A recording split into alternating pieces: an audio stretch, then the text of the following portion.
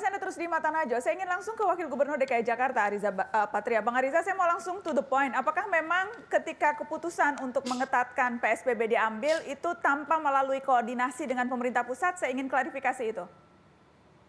Yang pertama, kami dalam mengambil kebijakan, Pak Gubernur selalu berkoordinasi di internal kami, kemudian secara horizontal dengan Pangdam, Kapolda, Kajati, dan lain-lain, kemudian dengan para pakar, Pak Epidemiologi, termasuk Prof. Pandu, dan lain-lain, kemudian juga secara vertikal dengan gugus tugas, bahkan dengan pemerintah pusat, kami secara rutin rapat dengan para menteri, para menko, bahkan kadang dengan presiden langsung.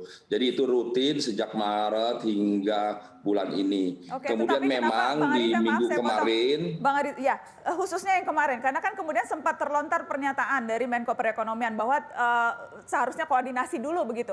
Bagaimana jawaban Anda atas itu? Apakah memang tidak koordinasi?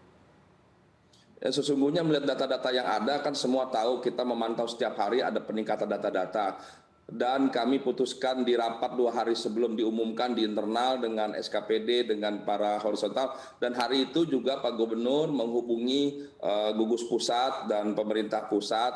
Saya sebagai saksi sore itu bahkan malam itu menghubungi Menko dan memberitahu bahwa situasi seperti ini kita akan memberlakukan PSBB dengan ketentuan. Kenapa diumumkan hari Rabu? Supaya memberi waktu untuk Rabu sampai hari Minggu agar semuanya bisa mempersiapkan diri, termasuk kami akan menyusun regulasi yang lebih lengkap. Jadi sejujurnya sudah berkoordinasi, memang mungkin karena hari berikutnya ada masalah sedikit soal IHSG, namun bersyukur setelah hari Minggu sudah kembali normal. Jadi sekali lagi kami tidak mempermasalahkan, kami perlu yakinkan bahwa kami antara pemerintah provinsi DKI dengan pemerintah pusat selama ini sangat baik bersinergi. Pemerintah pusat memberikan dukungan yang baik selama ini. Jadi mohon yang kita hadapi sekarang adalah kita melawan. Kalau dianggap kebijakan-kebijakan yang diambil ini kebijakan yang sifatnya kompromi, karena ada aturan yang tadinya disebutkan akan seperti ini, tapi kemudian setelah berkoordinasi, setelah rapat dan tiba-tiba berubah, itu kompromi bukan?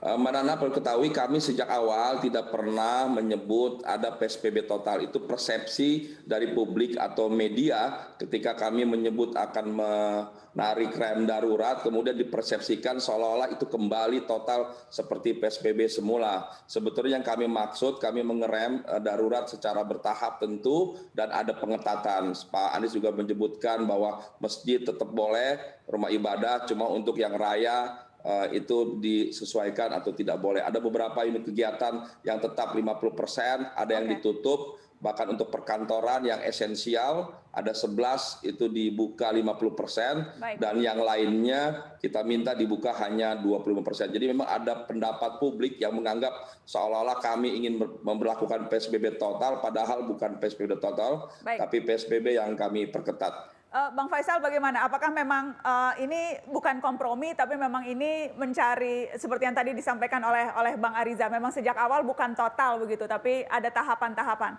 Jadi persepsi publik yang keliru.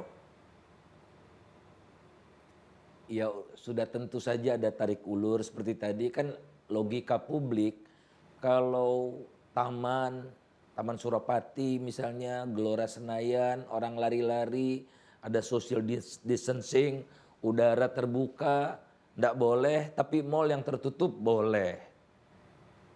Ya, ini kan ada kekuatan tentu saja yang ikut memengaruhi. Kemudian 11 yang esensial. Coba hitung 11 yang esensial itu kontribusinya berapa persen? Lebih dari 75%, jadi praktis semua boleh gitu. Tidak ada yang ditutup gitu. Boleh 25%, boleh 50%. Nah oleh karena itu barangkali mumpung belum terlambat, bikinlah itu guidelines dari pusat itu, seperti CDC bikin guidelines, ini indikator-indikatornya. Kalau sekarang kan indikatornya sama tapi interpretasinya beda setiap daerah itu. Sekali lagi seperti Dr. Pandu katakan, ini satu kesatuan daerah, disinilah pentingnya pusat itu. Pusat itu ada untuk mengharmoniskan daerah-daerah supaya seia sekata. Ya enggak bisa begini terus kita. Satu kesatuan utuh ini. Yang ada cuma batas administratif kok. Ya, selebihnya enggak ada.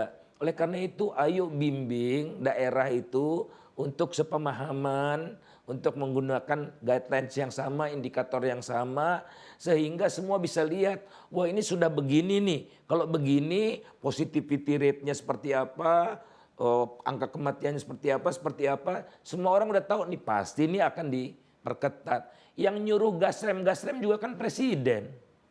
Ya istilah gasrem itu kan dari presiden. Jadi saya terus terang saya tidak setuju dengan gasrem. Ini soal manusia. Ya kalau digas mati dia nggak bisa direm lagi kan. Nah jadi pakailah istilah-istilah yang memang dipakai di dalam ilmu kedokteran itu, ilmu penyakit menular itu. Dan oleh karena itu lebih banyak bicara jangan Luhut Panjaitan, Erlangga Hartarto, siapapun itu, tapi yang bicara itu Anthony Fauci-nya gitu yang dipercaya rakyat. Siapa Anthony Fauci-nya? Mungkin dokter Pandu, mungkin dokter apa, asal jangan Menteri Kesehatan ya. Lebih parah lagi itu. Baik. Terima kasih Bang Faisal Basri sudah bergabung bersama kami. Bang Ariza terima kasih. Dan Pak Pandu Riono terima kasih banyak sudah bergabung di Mata Najwa malam hari ini. Terima kasih kepada Anda yang sudah menyaksikan Mata Najwa. Sehat terus teman-teman. Selamat malam. Sampai jumpa.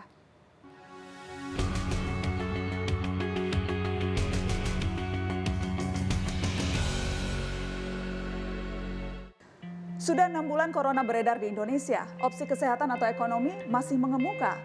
Kegamangan dan tarik ulur menjadi bukti kuat dilema itu masih begitu erat menjerat. Pandemi ini memang tidak mudah diatasi, apalagi jika kebingungan masih terus terjadi. Kompromi berbulan-bulan belum melandaikan kurva, ekonomi juga belum kembali seperti semula. Mungkin karena segala daya tidak terorganisir baik, sebab kita masih tersandera oleh agenda politik. Sungguh mengerikan sebuah bangsa yang sukar bersatu, bahkan bencana belum bisa bikin kita bahu-membahu.